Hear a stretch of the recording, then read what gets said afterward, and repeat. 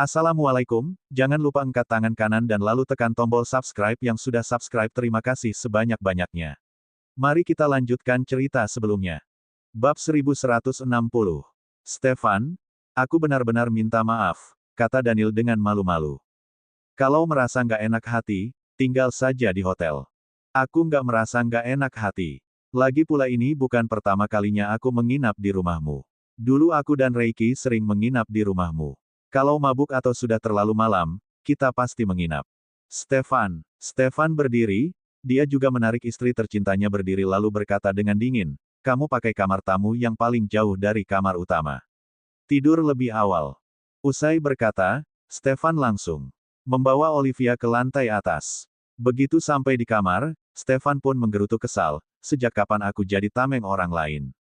Sejak kapan rumahku jadi tempat untuk berlindung? Olivia tertawa pelan, Pak Daniel juga nggak ada cara lain lagi, makanya dia datang untuk tinggal di sini selama beberapa hari. Kalian sudah berteman lama, kan? Siapa bilang dia nggak punya cara lain? Dia memang sengaja jadikan aku sebagai tameng. Kalau aku bilang egg-nya rendah, dia tahu jelas kalau Charlie suka sama dia. Tapi kalau bilang egg-nya tinggi, dia mengambil uang dari kakakmu sebagai ganti uang yang dia bayar untuk beli pakaian Russell. Olivia berjalan ke depan Stefan dan memeluknya. Pelukan inisiatif Olivia sendiri itu sangat berguna bagi Stefan. Suaranya saat mengeluh jadi jauh lebih pelan. Mungkin, Pak Daniel benar-benar hanya suka sama Russell, sama sekali nggak tertarik pada kakakku. Mereka semua memandang Daniel dan Odelina dengan pandangan yang berbeda. Olive, seorang pria nggak akan bersikap baik pada seorang perempuan tanpa alasan. Dia pasti inginkan sesuatu ketika bersikap baik pada perempuan itu. Pak Daniel sangat baik pada Russell. Stefan spontan terkekeh, dia pun tidak mengatakan apa-apa lagi. Neneknya sudah menguji Daniel. Entah Daniel yang belum menyadari perasaannya, atau dia hanya berpura-pura. Stefan merasa, kemungkinan pertama lebih besar. Daniel benar-benar mengira dirinya memperlakukan Odelina dengan baik karena Russell. Dia menyukai Russell. Sekalipun Pak Daniel benar-benar tertarik pada kakakku, mamanya sudah punya calon menantu pilihannya sendiri. Apalagi perempuan itu selevel dengan Pak Daniel. Aku justru berharap Pak Daniel nggak suka dengan kakakku. Belum lagi kakakku sekarang belum ada niat untuk menikah lagi. Sekalipun dia ingin menikah lagi, dia juga nggak akan mempertimbangkan Pak Daniel. Yanti tidak berpikiran terbuka seperti ibu mertua Olivia. Dewi merasa Olivia tidak pantas menjadi istri Stefan. Akan tetapi, dia sangat menghormati keputusan dan pilihan Stefan. Dia juga tidak pernah menyulitkan Olivia atau jahat pada Olivia. Sebaliknya, dia sangat baik kepada menantunya. Ada orang yang tidak tahan melihat Olivia membantu Rosalina di pesta keluarga Darmawan.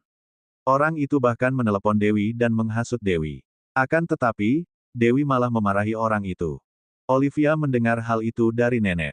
Kalau tidak, dia bahkan tidak tahu kalau ibu mertuanya begitu membelanya. Nenek bilang Olivia adalah menantu pertama keluarga Aditama. Tidak peduli Olivia bersikap benar atau tidak, orang-orang di luar tidak berhak mengkritiknya. Artinya anggota keluarga sendiri boleh mengatai Olivia, tapi orang luar tidak boleh mengatakan hal buruk tentang Olivia. Olivia sungguh menyukai orang tua keluarga Aditama yang berpikiran terbuka serta perlindungan dari mereka. Kalau Daniel sadar dia suka Kak Odelina, kita hanya lihat saja, nggak perlu lakukan apapun. Daniel orang yang sangat memiliki penilaiannya sendiri. Sejak dia melepaskan diri dari kendali keluarganya dan mendirikan Lumanto Group sendiri, dia sendiri yang mengambil keputusan dalam hidupnya. Generasi yang lebih tua di keluarga Lumanto nggak ada yang bisa mengendalikannya. Kalau dia benar-benar suka Kak Odelina, mereka berdua pasti bisa sampai akhir asalkan Kak Odelina mau menghadapi segalanya bersama Daniel. Nggak peduli betapa sulit untuk menghadapi mamanya Daniel, dia tetap nggak bisa lakukan apapun pada Daniel. Bu Yanti nggak bisa lakukan apapun pada Pak Daniel, tapi dia bisa jadikan Kak Odelina sebagai sasaran. Olivia menghela napas, kakakku sudah muak dengan omelan mama mertuanya sewaktu dia masih menikah dengan Roni. Kalau dia menikah lagi dan harus hadapi berbagai kesulitan dan omelan dari mama mertua lagi aku benar-benar nggak tega. Olivia berharap kakaknya bisa menemukan kebahagiaan lagi. Akan tetapi, dia juga takut kakaknya akan bertemu dengan ibu mertua yang jahat lagi. Bab 1161. Stefan menghibur istri tercintanya, jangan berpikir terlalu banyak. Aku yakin hidup Kak Odelina akan jadi lebih baik dan lebih baik lagi. Setelah berpikir sejenak, Olivia baru berkata, iya juga, sih. Kak Odelina belum ada hubungan apa-apa dengan Pak Daniel. Biar semua berjalan dengan sendirinya saja. Seperti yang kamu bilang, Pak Daniel orang yang sangat memiliki penilaiannya sendiri. Dia yang memutuskan mau hidup seperti apa. Kalau dia jatuh cinta pada Kak Odelina, aku yakin dia bisa berikan kebahagiaan pada Kak Odelina. Iya, biarkan semua berjalan dengan sendirinya. Ada terlalu banyak hal yang kamu pikirkan sekarang. Stefan membantu Olivia mengambil baju ganti, lalu berkata, kamu mandi dulu. Setelah Olivia mengambil pakaiannya, dia mencium wajah suaminya yang tampan lalu pergi mandi. Setengah jam kemudian, sepasang suami istri itu berbaring di tempat tidur sambil mengobrol. Sayang, kapan kamu bisa temani aku ke perjamuan? Tanya Stefan pada istri tercintanya. Kapan kamu perlu ke perjamuan?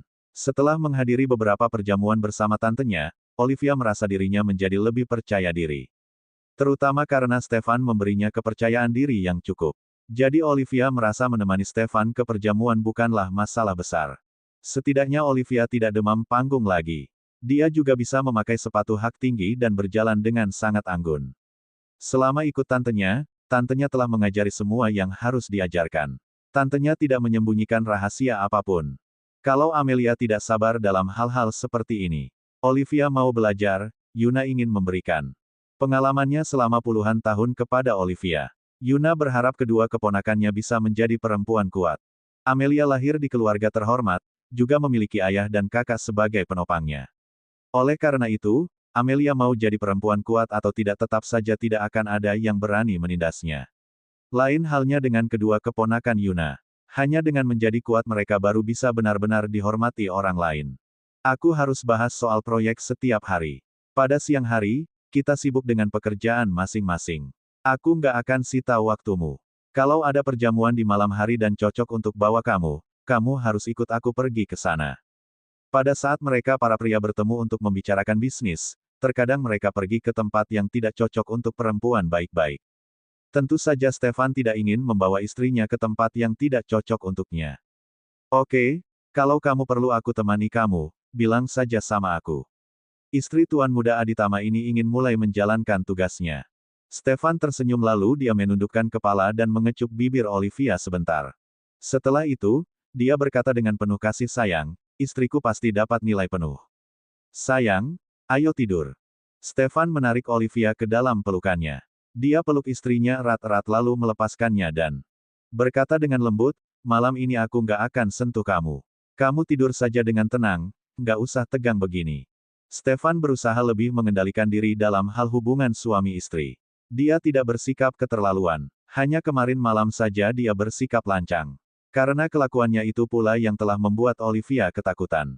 Olivia diam-diam menghela napas lega, lalu dia berkata dengan suara manis, selamat malam, suamiku. Stefan mencium kening Olivia lagi dan berkata, selamat malam, sayang. Mimpi indah, iya. Olivia spontan tersenyum. Sejak mereka berbaikan, Olivia bermimpi indah setiap hari. Keesokan harinya, Daniel turun ke lantai bawah dan melihat sahabatnya memakai celemek sedang menyiapkan sarapan di dapur. Daniel merasa wawannya jadi lebih luas. Daniel pun menggoda sahabatnya itu, Stefan, dulu kamu sering pamer di depan aku dan Reiki kalau kamu pria yang sudah beristri. Pria yang sudah beristri beda dengan kami yang masih lajang. Kamu punya istri yang akan siapkan makanan 3 kali sehari untuk kamu. Setelah capek kerja seharian, pulang ke rumah juga ada yang kasih perhatian.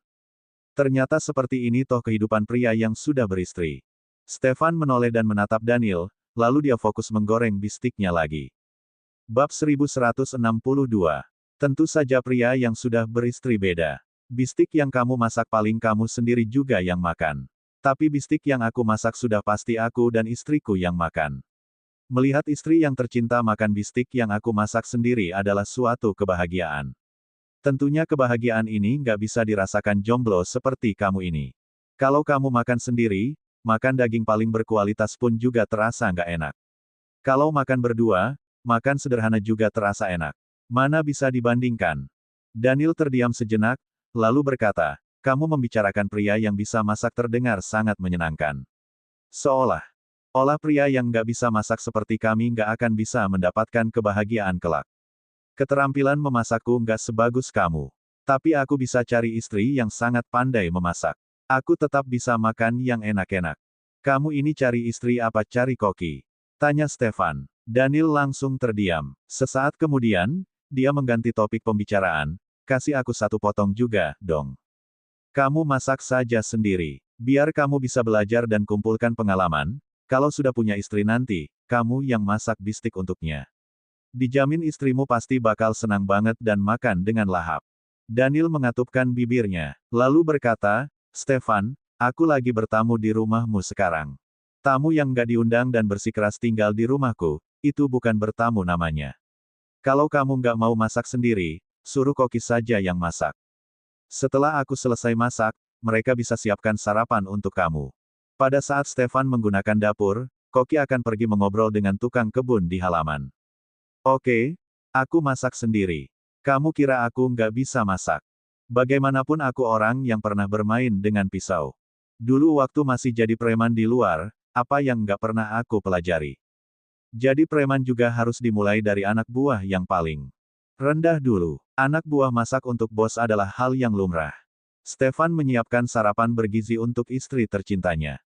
Setelah itu, dia pergi perkarangan dan memotong bunga mawar yang sudah mekar beserta tangkainya. Kemudian, dia memangkas tangkai bunga dengan rapi dan mengikatnya menjadi sebuket bunga mawar yang indah. Stefan meletakkan buket bunga itu di kursi tempat Olivia duduk, lalu dia naik ke atas untuk membangunkan Olivia. Daniel memperhatikan semua yang Stefan lakukan untuk Olivia. Dia diam-diam mengambil foto dan mengirimkan foto itu Reiki. Dia juga menulis pesan untuk sahabatnya itu, Reiki, kamu harus belajar dari Stefan. Reiki membalasnya dengan cepat, bukannya kamu yang seharusnya belajar. Aku belajar sendiri, Stefan malah belajar dari aku. Aku ini konsultan cintanya Stefan. Daniel tertawa, oh, iya. Eki Reiki yang paling tinggi. Perjalanan cinta Reiki dan Junia begitu mulus, sama sekali tidak ada gangguan. Daniel, kenapa kamu ada di rumah Stefan? Reiki mengirimkan pesan suara. Berlindung dari bencana. Reiki langsung membalas dengan emotikon tertawa. Tanpa bertanya dia pun tahu kalau Daniel didesak oleh ibunya untuk menikah. Jadi Daniel kabur ke rumah Stefan untuk berlindung. Raut wajah Daniel menjadi muram. Dia langsung memasukkan kembali ponselnya ke dalam saku celana. Kemudian, dia mulai makan bistik yang dibuat sendiri. Rasanya lumayan enak. Makan sendiri juga enak-enak saja. Daniel tidak bisa merasakan kebahagiaan seperti yang Stefan katakan. Namun sesaat kemudian, Stefan dan istrinya menggunakan tindakan nyata untuk memberitahu Daniel apa itu kebahagiaan dalam kehidupan pernikahan. Begitu melihat Stefan dan Olivia saat makan pun bisa memamerkan kemesraan, Daniel tiba-tiba merasa bistiknya jadi tidak enak. Dia benar-benar ingin merasakan seberapa enaknya bistik buatan Stefan. Karena Olivia makan dengan sangat lahap dan terlihat sangat puas. Setelah sarapan pagi ini, Daniel memutuskan untuk tidak sarapan bersama pasangan suami istri itu lagi. Mereka berdua makan sampai kenyang, sedangkan dia sama sekali tidak kenyang. Ralat, dia kenyang dengan kemesraan yang mereka berdua tebarkan. Selesai sarapan, Stefan dan Olivia pergi jalan-jalan santai sambil bergandengan tangan. Dulu pagi-pagi sekali Stefan sudah berangkat kerja. Sekarang pria itu tidak terburu-buru untuk pergi. Daniel berdiri di depan pintu dengan secangkir kopi di tangannya. Matanya menyaksikan pasangan suami istri yang sedang bergandengan tangan dan mengobrol dengan asyik, semakin lama berjalan. Semakin jauh, Daniel mulai merasakan kesepian karena sendirian. Apakah ini sudah waktunya untuk memikirkan pernikahannya? Bab 1163. Pukul 8 pagi, Daniel melewati makan sepuasnya. Dia langsung menghentikan mobilnya. Setelah ragu sebentar, Daniel akhirnya turun dari mobil dan berjalan beberapa langkah. Tiba-tiba dia teringat dengan sesuatu. Dia kembali ke mobilnya lagi dan membuka kunci mobil. Kemudian, dia mengambil sebuah kotak dari kumpulan kotak yang memenuhi kursi belakang mobilnya. Di dalam kotak itu ada satu set mainan Lego. Daniel menyukai Russell, jadi dia membeli banyak mainan dan memasukkannya ke dalam mobilnya. Dengan begitu, setiap kali dia masuk ke toko dan melihat Russell, dia bisa memberikan mainan kepada Russell. Hal ini juga dapat membuktikan kalau dia benar-benar menyukai Russell, bukan karena Odelina. Dulu Daniel hanya tahu memberi Russell mainan kincir angin, tapi Russell tidak suka main kincir angin. Mau tidak mau Daniel harus ganti dengan yang lain. Daniel masuk ke makan sepuasnya sambil membawa kotak berisi mainan Lego. Selamat pagi, Pak Daniel. Begitu melihat Daniel datang, Odelina langsung menyapa pria itu sambil tersenyum ramah dan bertanya, seperti biasa. Iya, seperti biasa. Daniel merasa sarapan di rumah Stefan tidak membuatnya kenyang. Pekerjaan di pagi hari cukup berat. Mana ada tenaga untuk bekerja kalau dia tidak kenyang. Lebih baik dia makan lagi di tempat Odelina. Russell. Daniel melihat Russell sedang duduk di meja kasir. Anak itu sedang sibuk menggambar sesuatu. Daniel menghampirinya dan menyerahkan kotak berisi mainan Lego kepada Russell. Kemudian, dia berkata dengan nada berusaha menyenangkan anak itu, Russell, ini hadiah dari Om Daniel hari ini. Russell sering menerima hadiah dari Daniel, jadi dia sudah terbiasa. Dia mengambil kotak itu dan mengucapkan terima kasih kepada Daniel. Coba buka kotaknya. Om akan temani kamu main. Russell membuka kotak itu dan menuangkan balok-balok yang harus disusun. Setelah disusun, balok itu akan menjadi model robot. Di usia Russell saat ini, sangat sulit baginya untuk memainkan balok yang harus disusun begini. Akan tetapi, Russell sangat suka bermain balok. Beri dia sekotak Hilux susun, dia bisa memainkannya seharian penuh. Dia akan cari tahu perlahan-lahan bagaimana menyusunnya. Sebenarnya Daniel memiliki niat egois saat memberi Russell mainan balok susun dengan kesulitan tinggi. Dia merasa bagi anak seusia Russell tidak akan bisa menyelesaikannya sendiri. Jadi Daniel punya alasan untuk menemani Russell bermain. Pada saat membantu Russell menyusun balok, Daniel juga bisa memupuk hubungannya dengan Russell, supaya Russell bisa lebih menyukainya dan mau digendong Daniel. Pak Daniel, Russell sudah punya banyak mainan. Kamu nggak perlu beli mainan untuk dia terus. Odelina melihat Daniel memberi Russell mainan lagi, dia pun berkata dengan tanpa daya, dia punya banyak mainan sampai bisa buka toko mainan. Odelina mengantar semangkuk mie kuah kepada seorang pelanggan, sekalian melihat balok yang Daniel berikan kepada Russell. Russell masih belum bisa susun balok seperti itu. Nggak apa-apa, pelan-pelan saja. Aku akan temani dia main kalau aku sempat. Usai berkata, Daniel langsung duduk di depan mesin kasir dan membantu Russell menyusun balok. Setelah Odelina menyiapkan sarapan untuknya, Daniel bahkan makan sambil membimbing Russell untuk menyusun balok. Penjualan masih bagus, kan? Daniel tidak lupa bertanya pada Odelina. Saat ini tidak ada pelanggan baru. Yang datang, Odelina bisa berhenti sejenak. Dia pun tersenyum dan menjawab, setiap hari Pak Daniel bisa lihat sendiri setiap kali lewat sini. Selama jam masuk kerja, aku pasti sibuk banget. Sibuk terus sampai orang yang kerja shift malam selesai makan. Setelah itu, aku bisa bersantai dan beres-beres sebentar, lalu tutup toko dan pulang untuk istirahat. Orang-orang yang bekerja shift malam biasanya makan sampai pukul 9 lewat. Odelina dan dua karyawan toko mulai beres sekitar pukul 10. Mereka membersihkan toko dan mencuci peralatan makan. Setelah menyelesaikan semua pekerjaan itu, hampir waktunya jam makan siang. Oleh karena itu, Odelina selalu sibuk sepanjang. Kenapa Pak Daniel terlambat hari ini? Daniel biasanya muncul di toko sekitar pukul 7 pagi. Bab 1164. Hari ini aku bangun kesiangan. Daniel berbohong, dia tidak memberitahu Odelina kalau dia sudah sarapan di rumah Stefan. Hanya saja dia belum kenyang. Melihat pasangan yang terus bermesraan itu saja sudah membuat perut Daniel kenyang. Begitu tidak melihat mereka, Daniel merasa sangat lapar lagi. Dia harus makan di tempat Odelina lagi. Pada saat Odelina melihat Daniel makan sambil membimbing Russell main balok susun, dia pun berjalan mendekat dan duduk di samping Russell. Setelah itu, dia berkata, Russell, Mama bantu kamu, ya. Odelina mengambil gambar mainan dan melihatnya sebentar, lalu dia melihat tumpukan bagian balok yang dibuat kacau oleh Russell. Odelina sakit kepala melihat balok-balok itu. Maaf, dia tidak bisa menyusun balok. Olivia baru bisa main mainan seperti itu. Karena Olivia sering membuat barang kerajinan tangan, tangannya sangat cekatan, otaknya juga cerdas. Makanya dia sangat pandai menyusun balok. Kebetulan ada orang masuk ke toko. Odelina meletakkan gambar di tangannya dan berkata kepada putranya, Russell, kamu susun pelan-pelan. Tunggu Mama selesai kerja baru bantu kamu, iya. Mama nggak bisa, Om Daniel baru bisa. Hanya saat mereka menyusun balok bersama, Russell baru menyukai Daniel dan merasa kalau Daniel sangat hebat. Russell mau ikut Om Daniel nanti. Russell susun pelan-pelan di tempat Om. Kalau nggak bisa, Om akan ajari kamu. Russell berpikir sejenak dan bertanya, Mama ikut, nggak? Mama kamu lagi sibuk kerja, kan? Dia nggak bisa ke kantor Om. Russell langsung menolak, kalau Mama nggak pergi, aku juga nggak mau pergi. Daniel membelai kepala Russell dengan lembut, lalu dia berkata kepada Odelina, Russell sangat waspada. Odelina hanya tersenyum. Sesaat kemudian, Daniel merasa sudah cukup kenyang. Meskipun dia ingin tinggal dan mengajari Russell menyusun model robot, jadwalnya hari ini sangat penuh. Agar bisa lebih lama di toko Odelina, Daniel selalu meminta sekretarisnya untuk mengatur jadwalnya lebih padat dan memberinya lebih banyak waktu luang untuk sarapan. Odelina, uangnya sudah aku transfer ke kamu. Daniel berdiri dan berkata kepada Odelina. Kemudian, dia berkata kepada Kusel, Russell, Om pergi kerja dulu, ya. Tunggu Om pulang kerja, Om akan temani kamu main lagi. Sampai jumpa, Om Daniel. Setelah menerima hadiah dari Daniel, mulut Russell menjadi lebih manis dari biasanya. Dia bahkan berinisiatif mengucapkan sampai jumpa kepada Daniel. Daniel mencubit pelan wajah kecil Russell. Anak itu benar-benar sangat imut, membuat orang merasa ingin menggigitnya. Usai mengobrol sebentar dengan Odelina, Daniel pun pergi. Begitu keluar dari toko, dia melihat sebuah mobil berhenti di sebelah mobilnya.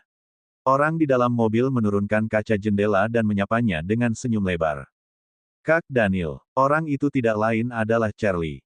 Suasana hati Daniel yang baik tiba-tiba menjadi buruk. Dia berjalan mendekat sambil mengerutkan alisnya yang tebal. Setelah itu, dia bertanya pada Charlie, kenapa kamu ada di sini?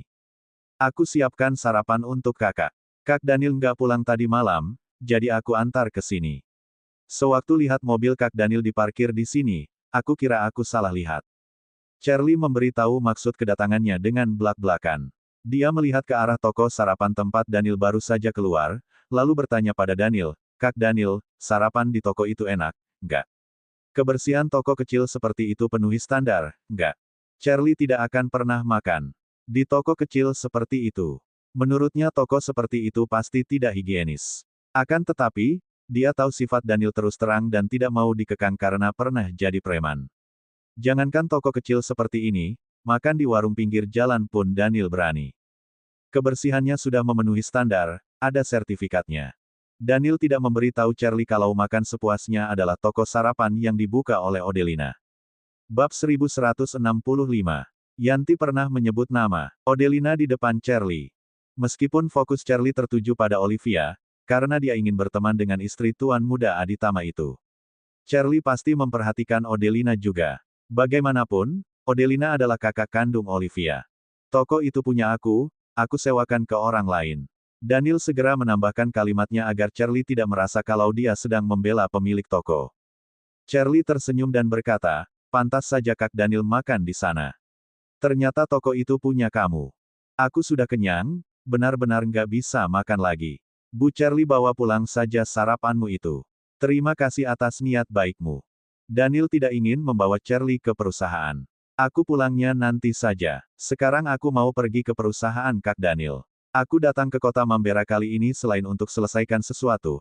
Aku juga ingin bahas kerja sama dengan perusahaan-perusahaan besar seperti perusahaan Kak Daniel. Bisnis keluarga Ananta juga sangat besar. Yanti sangat berharap bisa menjadi besan keluarga Ananta. Charlie juga ingin membuka pasar di kota Mambera dan bekerja sama dengan perusahaan besar seperti Lumanto Group. Selain bisa membawa keuntungan bagi Ananta Group, Charlie juga bisa memanfaatkan hubungan kerja sama untuk lebih dekat dengan Daniel dan memupuk hubungan mereka. Menurut Charlie, meski Daniel orangnya kasar, pria itu juga memiliki sisi lembut. Asalkan dia bisa menaklukkan Daniel, maka masa depannya akan bahagia. Setelah berkecimpung di dunia bisnis selama bertahun-tahun, Charlie paling suka dengan hal-hal yang menantang. Menaklukkan Daniel telah menjadi hal yang paling menarik dan menantang baginya sekarang.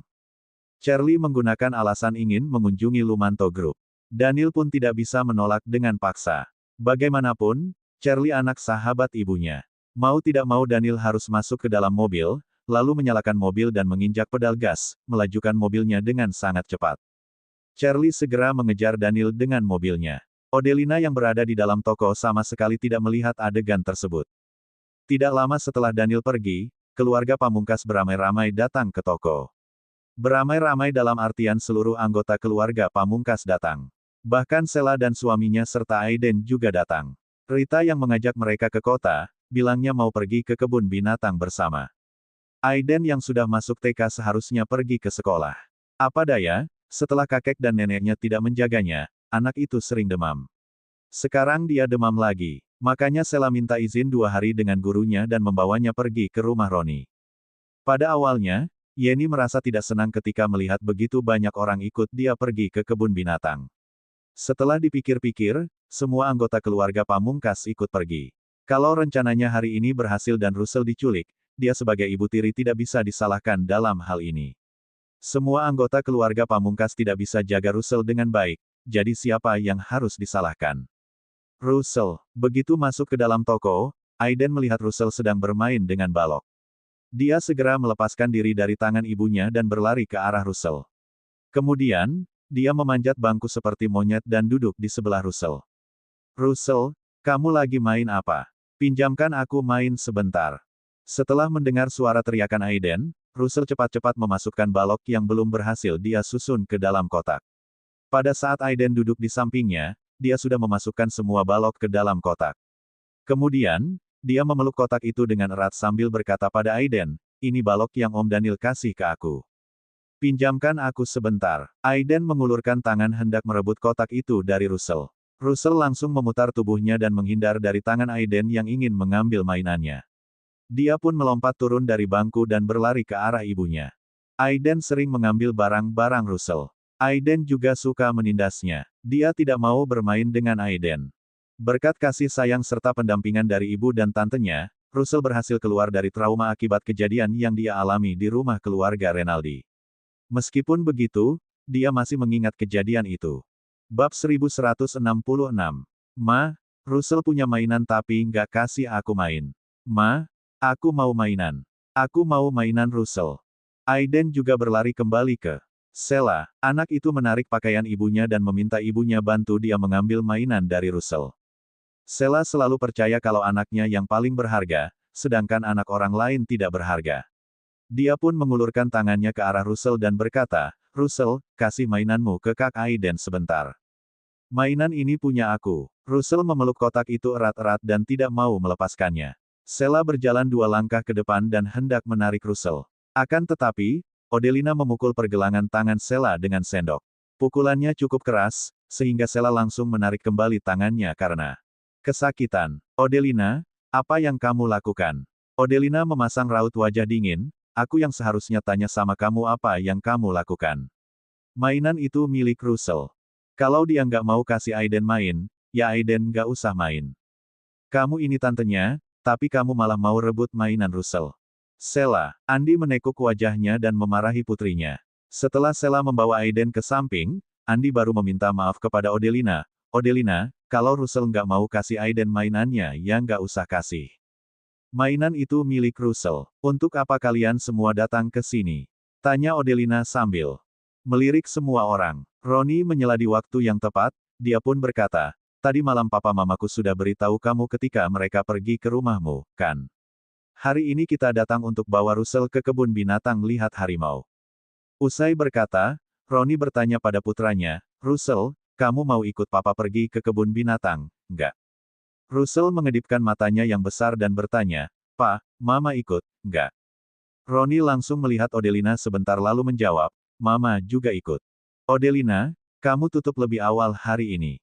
Setelah makan di sini, kita akan berangkat ke kebun binatang.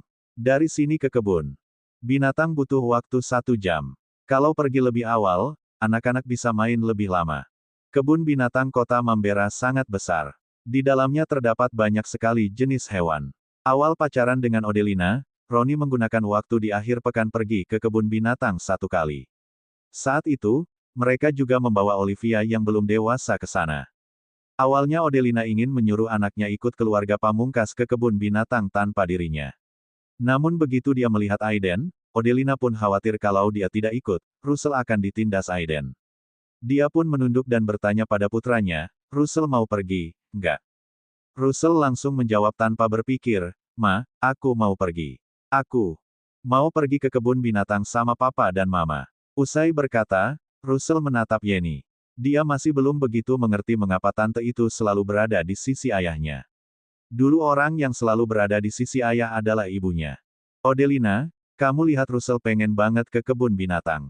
Sebagai orang tua, kita nggak pernah bawa dia main ke sana. Ayo kita pergi bareng. Russell sudah lama ingin lihat harimau, bujuk Roni. Andi dan Rita juga segera menimpali, berusaha mengajak Odelina untuk pergi bersama mereka sekeluarga. Sejujurnya, Odelina sungguh tidak ingin pergi bersama mantan suaminya sekeluarga. Akan tetapi, Russell ingin pergi. Dia juga tidak tega mematahkan semangat putranya. Oleh karena itu, dia berkata dengan datar, tunggu semua pelanggan selesai makan baru pergi. Russell melompat kegirangan ketika mendapati ibunya setuju untuk pergi bersama. Setelah melompat beberapa kali, dia pun mendesak ibunya, "Ma, telepon Tante Olive, dong. Kita ajak Tante Olive juga." Semua anggota keluarga Pamungkas, keturunan satu-satunya keluarga Pamungkas selalu teringat dengan tantenya dalam segala hal. Mama nggak tahu tantemu sempat, nggak. Meski mulutnya berkata demikian, Odelina tetap menuruti permintaan putranya dan menelepon Olivia. Kalau Olivia ikut, Odelina ada teman. Dia pun nggak perlu merasa canggung karena bepergian bersama keluarga mantan suaminya. Bab 1167. Olivia pergi ke toko dengan Rolls-Royce milik suaminya. Pekerja kerajinan tangan yang direkrutnya kebetulan datang membawa barang kerajinan tangan yang sudah jadi. Olivia memeriksa barang dan merasa hasil kerja mereka sangat bagus. Dia terus memuji teman-temannya, lalu membayar upah mereka sesuai dengan kesepakatan awal. Olivia, kami semua jaga anak di rumah saja. Sekarang kami juga bisa hasilkan banyak uang dengan membuat barang kerajinan tangan di waktu luang. Keluarga kami sangat mendukung. Mama mertuaku nggak ketus lagi sama aku. Aku juga, loh. Aku kaget sewaktu mama mertuaku mau bantu aku jaga anak. Olivia, kamu terima pesanan lebih banyak. Nggak peduli berapa banyak pesanan yang kamu terima, kami pasti bantu kamu selesaikan semua pesanan. Mereka semua adalah teman sekelas yang sama-sama belajar membuat barang kerajinan tangan. Meski biasanya mereka jarang bertemu, mereka tetap saling mengontak. Mereka juga sudah tahu status Olivia sekarang. Tak perlu katakan lagi betapa irinya mereka. Olivia memberikan mereka pekerjaan. Setelah menyerahkan barang jadi, mereka akan mendapatkan uang. Hal ini sangat menarik bagi ibu rumah tangga yang jaga anak di rumah sepanjang waktu. Apalagi mereka bisa berbicara dengan istri Tuan Muda Aditama. Begitu mertua mereka tahu kalau mereka bekerja untuk Olivia, sikap mertua mereka jadi jauh lebih baik dari sebelumnya. Tentu saja, karena mereka bisa menghasilkan uang. Olivia tertawa pelan dan berkata, sebelum tahun baru sudah ada beberapa pesanan yang menumpuk. Terakhir kali tanganku terluka, pesanan menumpuk semakin banyak. Untung saja kalian bersedia bantu. Aku akan kasih bahan dan pola barang yang dipesan pelanggan ke kalian. Oke. Beberapa orang itu sangat senang bisa mendapatkan uang ketika menyerahkan barang yang sudah jadi. Setelah Olivia menyiapkan bahan, dia membagikan bahan-bahan itu kepada mereka. Olivia bahkan mengantar mereka keluar dari toko. Setelah melihat orang-orang itu pergi satu persatu, Olivia baru menelepon kurir untuk mengambil barang. Akhirnya dia bisa mengirimkan sebagian barang pesanan ke pelanggan. Usai menghubungi kurir untuk mengambil paket, Olivia menerima telepon dari kakaknya. Halo, Kak, Tante. Begitu panggilan tersambung, Russell meminta ponsel dari ibunya, lalu dia berteriak dengan keras di telepon, Tante, aku Russell. Olivia tertawa dan berkata, Tante sudah tahu ini Russell. Russell kangen sama Tante. Tante sudah suruh Tante Amelia pergi jemput kamu saat dia ke sini nanti. Amelia sudah janji kalau dia akan datang pagi ini. Olivia pun meminta Amelia sekalian pergi jemput Russell. Jadi Olivia tidak perlu bolak-balik. Amelia pun menyetujuinya dengan senang hati. Tante, Papa mau bawa aku dan Mama ke kebun binatang. Banyak orang yang pergi. Tante mau ikut? Enggak. Russell bertanya pada Olivia. Begitu mendengar Amelia akan datang menjemputnya, dia pun berkata lagi pada Olivia, kalau begitu aku juga tanya Tante Amelia mau pergi sama-sama, enggak? Roni hanya ingin membawa putranya ke kebun binatang dan membuat hubungan mereka jadi lebih dekat, bukannya mau tamasya kelompok. Sudah cukup Rita mengajak Sheila sekeluarga. Bahkan Russell juga mengajak Olivia dan Amelia. Kalau begitu, apakah Roni masih memiliki kesempatan untuk mendekati Russell? Sementara itu, raut wajah Yenny sudah sehitam arang. Yenny tidak keberatan kalau Russell mengajak Olivia. Justru diam-diam dia merasa senang. Dia merasa kalau Olivia ada di tempat kejadian ketika terjadi sesuatu pada Russell, Olivia pasti akan berusaha keras untuk menyelamatkan Russell. Orang-orang itu pun akan memancing Olivia pergi bertemu dengan perempuan tak dikenal itu. Dengan begitu, Yenny dianggap telah menyelesaikan tugas dan menyelamatkan keluarganya. Akan tetapi, Russell mengajak Amelia juga. Yenny menjadi kesal karenanya. Identitas Amelia terlalu menarik perhatian. Sekalipun dia keluar tanpa pengawal, dia tetap bukan orang yang mudah diprovokasi. Yenny kesal bukan main. Meskipun keluarganya masih baik-baik saja saat ini, Yenny tahu ada orang yang terus mengawasi keluarganya. Seseorang sudah memotong seikat rambut ibunya. Orang-orang itulah yang masuk ke rumah ibunya di siang hari. Mereka menahan ibunya dan cepat-cepat memotong seikat rambut ibunya. Yenny pernah bertanya kepada ibunya. Ibunya bilang orang-orang itu pria bertubuh tinggi. Mereka semua memakai masker dan kacamata hitam. Jadi ibunya tidak bisa melihat dengan jelas seperti apa tampang mereka. Akan tetapi, gerakan orang-orang itu sangat cepat. Boleh dibilang ibunya Yenny belum menyadari apa yang terjadi, tahu-tahu rambutnya sudah dipotong. Setelah mengambil rambut ibunya Yenny, rombongan itu segera pergi. Cerita bersambung.